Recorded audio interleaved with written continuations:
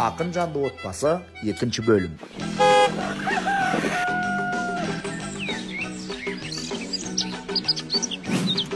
Al canım, kız bazarga barıp gel, kerektin barlığını alıp gel. Рахмет, ұзақ өмір сүріңіздер. Тамақ та дайын болды, кіріңіздер. Жаным деп söylemesең болмайды ма, әлде сені айтсын деп қоймайды ма?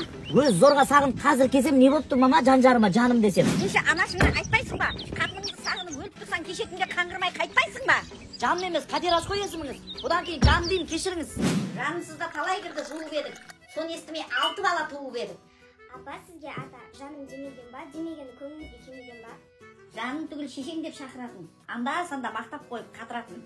Әкелерің кеткені жаныма сыз. Қазір сол боқтағанын сағынамыз. Анашым ақ жүрегің сыздамасын, әрдайым қасыңыздан табыламыз. Өтірік құшақтамай тұрыңдаршы, бір-біріне жаным демей құрыңдаршы. Анашым ашуыңызды басыңызшы, құшақтай құшағыңызды ашыңызшы. Менің енем ең жақсы ене екен. Келінге жақсы ене керек екен. Я сенің алдауыңа сенеді екем. Мен анам ақыл тасып тұр ғой, сұлулығы айдан да асып тұр ғой. Бәрібір алданбаймын қойыңдаршы, сендер-ақ жылы сөзге тойыңдаршы. Отағасы, апама көңіл бөлексі, менде бір ой бар, соны жасап көрейікші. Ақшаны қалтасына салып шығам, қайтсем де ризалығын алып шығам.